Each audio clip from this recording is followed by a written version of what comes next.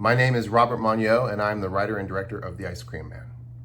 The Ice Cream Man is a true story about Ernst Kahn, who was the first person who was executed in the Netherlands by the Nazis during World War II. And we are working on a scene that happens on a very famous place there called the Waterlooplein, which was the scene of a tragedy where over 400 innocent Jewish men were rounded up and taken away by the Nazis and executed at Mauthausen. So our challenge is to recreate what the Waterlooplein looked like in 1941 when the events of the story took place. And unfortunately, today it doesn't look anything like it did in 1941. So that's why we had to turn to Mosaic. They've developed this technology that I don't really understand. It's like magic in a box. But it's like if you had a GoPro camera that could see everything all at once. They take that kind of data and transform it into 3D models that you can then insert into the scene that we're shooting. In our case, there's buildings that no longer exist, where we scanned buildings that look almost identical to the buildings that were standing on the Waterlooplein in 1941. And after those are turned into 3D models by Mosaic and our visual effects team, we can insert those anywhere we want and really make the scene look like it would have looked back during World War II. Yeah, the team at Mosaic is extraordinary. They made everything super, super easy. They explained everything. They gave us a real roadmap of how to get things done, and they delivered 110%, 1,000%. They really understand what a filmmaker needs to accomplish, in our case, what we were trying to do, and they made it possible. We couldn't have done this movie without them. Hi, I'm Lynn from Mosaic. I'm the director of sales and marketing, but for our cooperation with Rob and Todd and with the production of The Ice Cream Man, I got to participate also in the data capture side of things, which was a really cool experience for me.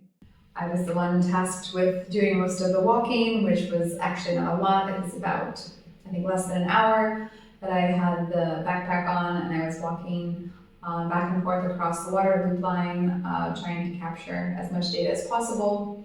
But as you can see from maybe some of the videos, the solution is quite compact and it's really lightweight, easy to use, easy to wear, and quite comfortable. So no problem at all on that side of things. In the afternoon, we moved to a different section of the city, Prince Hendrik something, it's a very long Dutch name. And the data from that was used to sort of cut and paste and add a missing historical side of the Waterlooplein Square. Mosaic has this incredible technology. I'm not sure I can explain how it works. I just know that they know how it works, and it does work. It's using 360 cameras and LiDAR to scan the surroundings. So if we have a building that resembles the kind of buildings that existed in Amsterdam in 1941, with the help of Mosaic and their incredible team, we can scan those buildings, drop the 3D models into a scene where they don't exist, and recreate a new area. And in our case, that area is called the Waterlooplein. Recreate the buildings that used to be there in 1941. And when you see the finished product, the audience won't be able to tell the difference. Working with Mosaic saved us so much time and so much money, I can't even tell you. They're all incredibly professional. The equipment and the technology is amazing, and I highly recommend it. I really do think everyone's going to start handling their 3D assets this way. Yeah. All right, we got Cyber Chick here. I forgot my sunglasses today. You forgot your sunglasses. Yeah. It's not really sunny. You know, in the old days, if you were going to recreate 1941 Amsterdam, you'd either have to find a place in Amsterdam that looked exactly like it did back then, or you'd have to find a place and redress it, take down all the street signs, you know, clear everything out, put curtains up instead of, you know, vertical blinds, all this kinds of stuff. You'd have to pay for all of that. There were people milling around, but we know we didn't have to cordon off anything. We didn't have to ask people to not walk in front of us. We just walked around as if it was any old day and let people go about their own lives. without interrupting anything, having to request permits, pay for permits, any of that. So I know, as Rob mentioned to me, that this was a significant cost savings for the production. And this is only one small scene, so I can only imagine for very large productions, just the amount of red tape and permits you need to ask, and roads you need to close, and people's lives that you need to, maybe add some complications to if it's being filmed in a neighborhood or on some offices or something. So this is just, a new technology that allows you to capture everything on the go without having to interrupt daily life. Something else that's expensive is to recreate an area completely in the computer, make everything a CG model. You can do it, but it takes a lot of time, it's very expensive, and it never feels exactly right to me. It just doesn't seem like what you want it to be. Whereas with Mosaic and a 2-person team, you can find buildings in the area that you're shooting, or structures, find anything that looks the way that you want it to. You can have them scan it with their technology and their hardware. And then once that's turned into a 3D model, you can drop that 3D model into any scene, into any set that you have inside the computer, and then shoot on green screen to fill that out. And it's incredible technology. So again, there's about a 4-foot gap between the buildings, but I'm really glad the technology and the hardware exists. On our budget, there would have been no way that we could have recreated Amsterdam the way that we wanted to through traditional methods. Mosaic gave us tools and their experience to make something impossible possible. This was our first time working with Mosaic, and I didn't know what to expect. The technology is very cool, but I was really happy that when Lynn and Jeff showed up on set, they knew not only exactly what they needed to do from their end, but they understood filmmaking, they understood filmmakers, they understand what we need, why we need it, how we have to get it done, not just on the technology side, but on the practical side as well. They completely understood what needed to be done and gave me tons of options to get it done quickly and economically. As Rob explained to us, and what they were planning to do was basically to reconstruct one side of the Waterlooplein square so that it contained similar buildings that came from the same time period as the rest of the square that still exists there currently.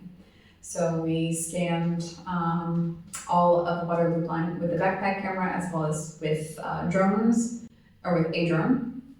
And then all the data was combined and processed into a 3D model, which the VFX team, headed by Todd Perry, were using to superimpose into the final cut of the Ice Cream Man film itself.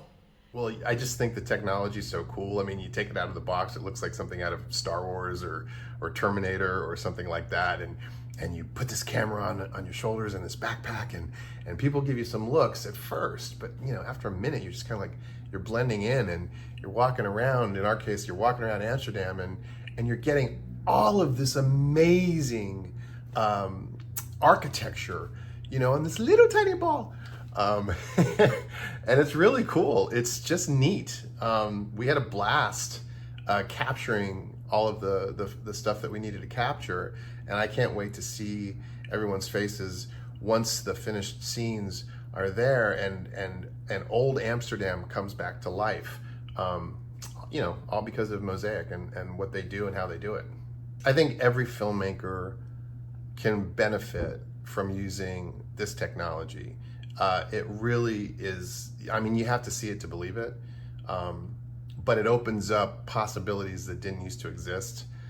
Even just a few years ago didn't exist, and that's the thing. Hollywood and technology, they go together well, but it's always changing and it's always amazing. The things that you could only imagine, 18 months ago, now you can do.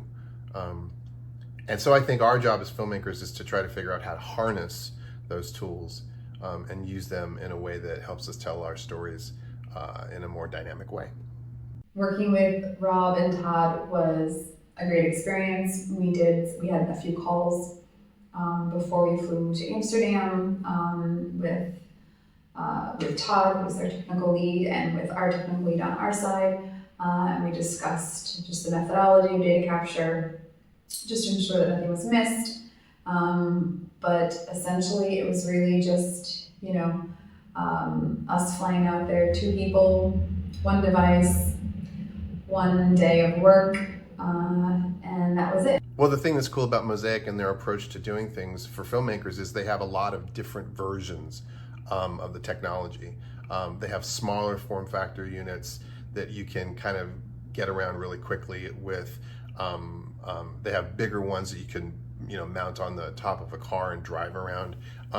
They're all way smaller than you would think that they would be in real life. I mean, you see the Google car driving around and it looks like it's something out of Ghostbusters on the top of the ambulance. But I was surprised how compact their gear is, and that really just makes it easier for us.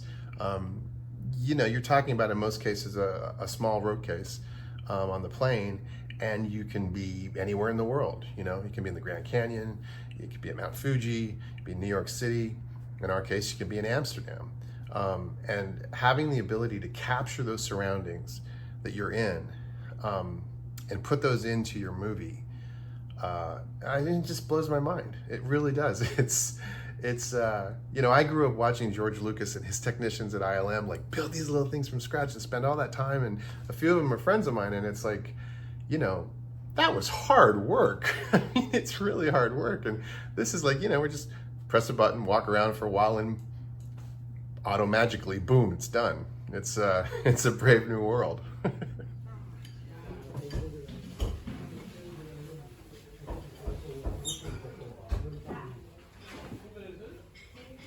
I was really excited to participate in this film. As I said, it was my first time to participate so heavily in this.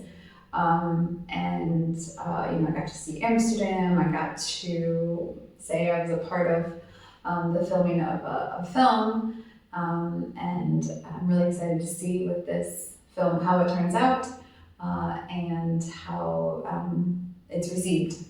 I think the storyline for the Ice Cream Man is very powerful and something that needs to be shared more. And I'm just very glad that I personally got to participate, that Mosaic got to, that our technology was deemed beneficial, and that's something that we could offer to Rob, to Todd, and also to other VFX studios and film crews.